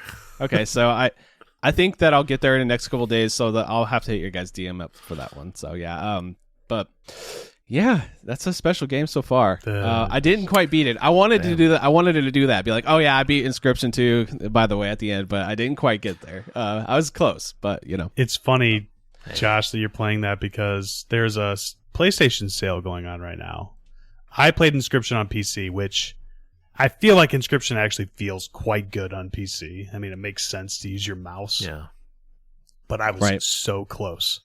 to buying Inscryption on PlayStation. It's like, well, I could absolutely go for another playthrough, but do I want to spend 40 hours? Because I will get sucked in. There are people out there who are... It's a good-ass card game, though. Yeah, it's a good card game. It is. There are people out there who are detractors of the card game. I don't get it, because I love that card game. I could go in and play a few rounds of that right now. So, yeah. Mm-hmm. Yep. That's what I'm in. I know it has a twist, though. I know there's more to it. I just haven't quite got... yeah. Be cagey. I don't want to know. I have a tradition of every 50 platinum trophies on my account, I play an all-timer indie. So we did Outer Wilds at 50, Tunic at 100, The Messenger at 150, Hades at 200, Balatro at 250. It's going to be Inscryption for 300. I've already decided. If that's where you're going, bud, I might buy that then. And I might go for that too. Because... Hey, man. I'll let you know. There are a couple... We're a ways away. I'm at like 250 right now. We're a ways There away. are a couple trophies in that game that are like oppressively difficult. I know it's like pretty high platinum game, but I will be interested. I might just do it and play through the game again just to be able to be like, all right, how did you do it? Because I want to also do it, and let's just do it together. So we'll see. Heck it plays fine on controller too. Like, there's no issues. So I didn't even notice any issues with that. What are you playing it on, Josh? I'm playing on an Xbox Game Pass. I was going to play it on PlayStation at first, but it's not on PS Plus anymore. So I was like, oh, is it on Game Pass? Oh, it is. Okay, so I just played it on there. That's where I'm playing right now. Makes sense. It probably feels like Balatro, I suppose, in that way, right? Which pretty much is Yeah. So Josh, then, of all the games you played, which is literally all the games, I know. What is your standout second opinion of all these games? Which one rose to the top? Cream of the crop. I got to give it to Hyper Light Drifter, man. Like that game just. Out of the ones Seth gave me, I would do Haiku. I think Haiku is my favorite of those three for sure. But Hyper Light Drifter, it's like that's an all timer. I'll be thinking about that game in 10 years. Like that game is I would say it's a masterpiece. Like it's fucking awesome. Like Yes, my man. All right. Well, that was a show. I'm not going through all those games. If you want to know what games we talked about, they're in the description. Just kind of scroll down. You'll see them there. But we do have a campfire chat. Who wants to read it? Oh, shoot. I'm happy to take it here because I got the doc up. We got a campfire chat from Jex. Hey, thanks for listening, Jex. Says, I did not listen to all the episodes, but did you guys ever talk about or play Machinarium? It's an older puzzle game with an amazing OST. You should check it out. Great show, guys. Well, thank you so much for the kind words. Thank you. And I think we have great news. Seth, I believe you have the episode for us. I do. I brought Machinarium to IndieQuest on episode 40. So as we're doing, this is honestly perfect comment for a second opinion. Because we're going back in time anyway, and so here you go. Here's yet another episode that people can go back and check out a game where we talked about Machinarium. I will warn anyone, though. I am not a point-and-click guy. I do really like that game, but just so you know, I am not a point-and-click guy, so it's just the way it is. This is one of the indie point-and-click puzzlers, for sure, though. Yeah.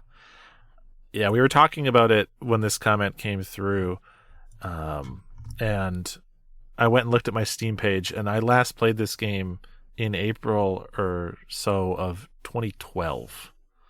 Yeah. 2012. Okay. Humble Indie Bundle 2, baby. That's what I looked up. I was like, damn. That's I had crazy. Braid in there and and like it's so much bangers, you know? Yeah, this is like when Super Meat Boy was a contemporary, you know? Like, just wild.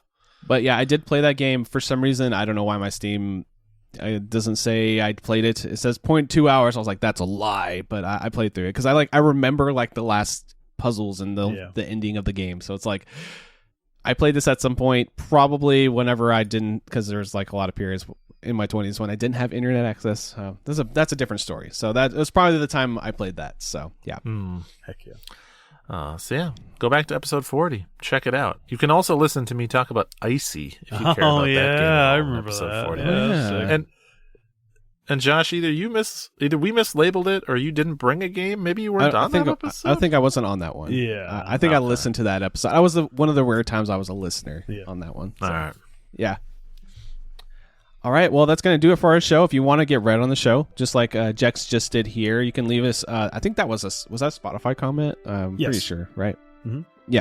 So you can comment on Spotify. We usually pull those because we get notified for them.